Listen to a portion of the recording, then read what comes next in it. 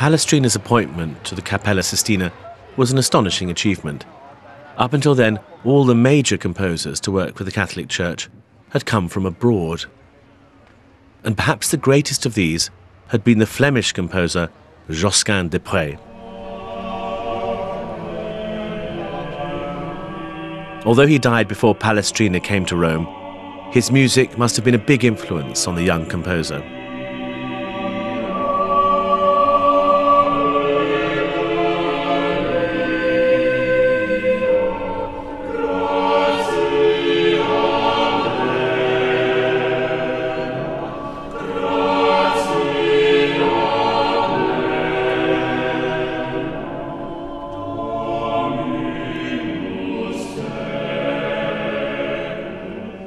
Josquin had first come to Italy as a young man, and after working for various cardinals and aristocrats, he joined the Cappella Sistina, the papal choir, in 1486.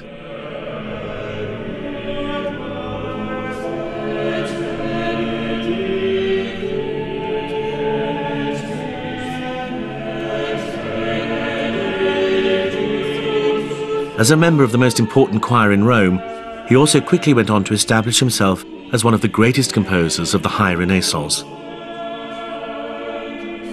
However, the serenity of Josquin's music was in stark contrast to what was happening behind the scenes.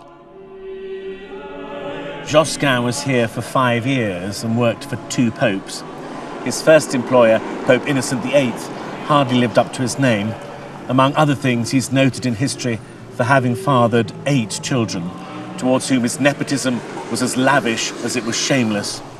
The unsympathetic chronicler Stefano Infestra provides us with a lively account of Innocent's life, including an apparent attempt to revive him on his deathbed with blood transfusions from 3 young boys, all of whom died in the process. Even if only some of the tales are true, it gives us some idea of what life was like in the city when Josquin was here. Josquin was a hugely influential figure in the development of sacred music, well known for the inventiveness and the profound expression in his work. I asked Harry Christophers to demonstrate why Josquin is considered to be a master of the polyphonic style. Polyphony, many voices, the use of many voices, and in this context, it's the imitation of an idea. So we have this initial idea. Let's have the soprano sing the initial idea.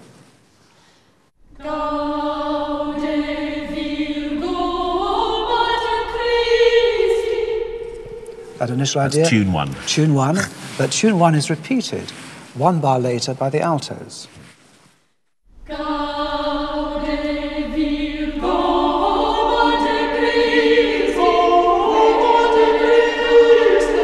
And that's exactly the same. I mean, that's the same pitch. It's like a Exactly round, the same like note, London Bridge is falling down, Absolutely, or exactly the same. It starts on the same note, and it's very simple imitation, very effective. This lovely thing of the higher voices and the lower voices. I mean, using the different very sections simple of the, like an textures, orchestra. and that I think makes Josquin so special from this period. I mean, we've got to remember he's 1500s we're talking about, and this is relatively early polyphony.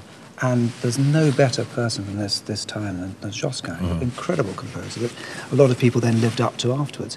But later on in the piece, he brings in another effect, syncopation, where the parts rhythmically fight against each other in a very, very jagged way. Let's hear this.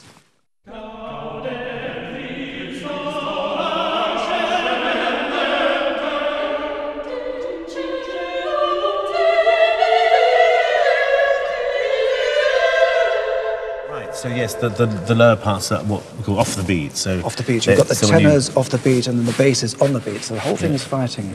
And it's very much like, you can imagine in a car, but changing gear very, very, very quickly. It's really, it's jagged. Yeah.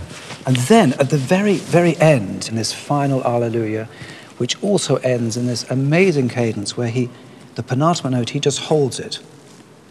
And then suddenly you get onto the final chord. Let's hear it, because it's very, very exciting.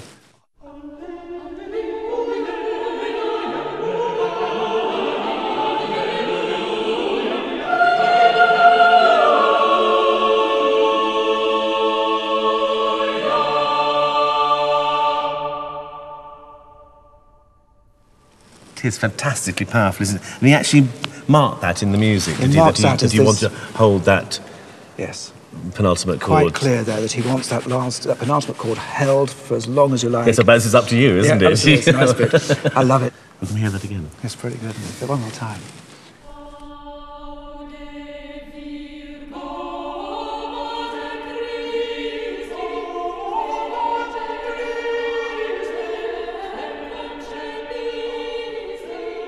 Josquin is a good example of how sacred music, like all the other arts, was becoming increasingly more sophisticated as the Renaissance progressed.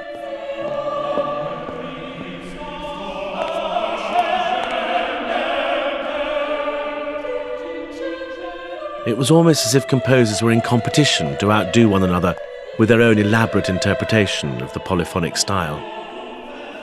Effectively, polyphony was doing to music what perspective had done for painting.